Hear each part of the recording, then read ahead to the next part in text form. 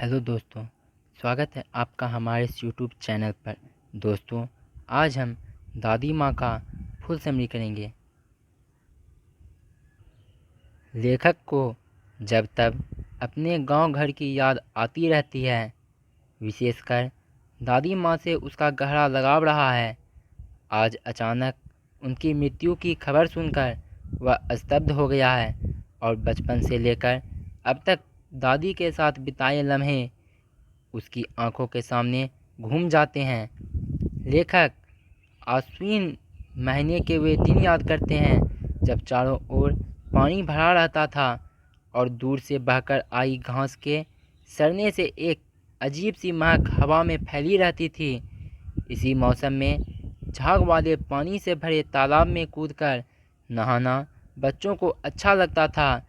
इसी पानी में एक दो बार नहा लेने पर लेखक बीमार पड़ गया था।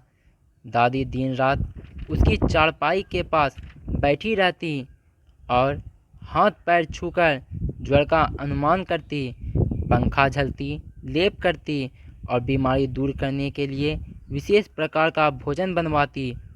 उन्हें गांव की 50 किस्म की दवाइयों के नाम याद थे। गांव में कहीं कोई बीमार होता तो वे उसके पास पहुंच जाती और अपनी वही दवाई शुरू कर देती। लेखक के बड़े भाई की शादी तय हुई तो दादी माँ का उत्साह देखते ही बनता था। यूँ तो वे कोई काम नहीं करती थी, लेकिन किसी काम में उनकी अनुपस्थिति विलंब का कारण बन जाती थी।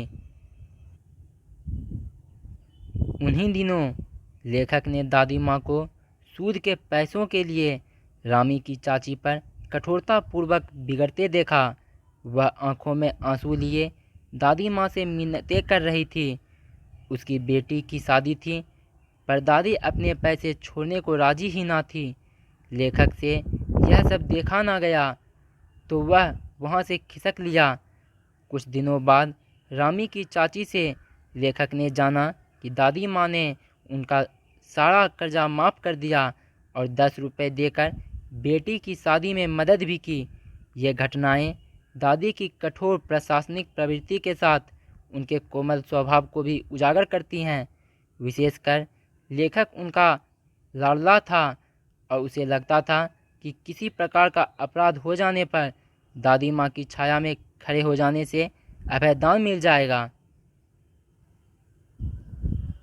दादाजी की मृत्यु के बाद से दादी माँ उदास रहने लगी थी। धोखेबाज शुभचिंतकों की वजह से भी परेशानी काफ़ी बढ़ गई। लेखक के पिता ने दादाजी के श्राद्ध में काफ़ी रुपए खर्च कर दिए थे। एक शाम माघ की कड़ाके की ठंड में नहाकर गीली धोती पहने दादी माँ संदूक पर दिया जलाए और हाथ जोड़े बैठी थी।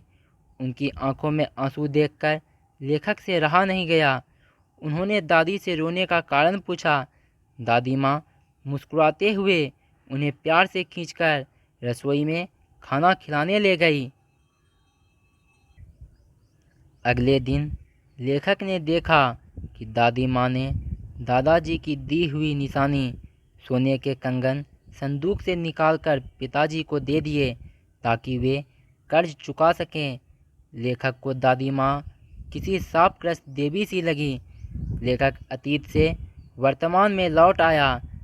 बड़े भाई का लिखा पत्र अब तक उसके हाथों में कांप रहा था और वह यकीन नहीं कर पा रहा था कि दादी माँ सचमुच नहीं रही। तो दोस्तों, दादी माँ का फुल समरी कंप्लीट हुआ। अगर आप चैनल पर नए हैं तो चैनल को सब्सक्राइब करें और वीडियो कैसी लगी कमेंट बॉक्स में ज़रूर लिखें।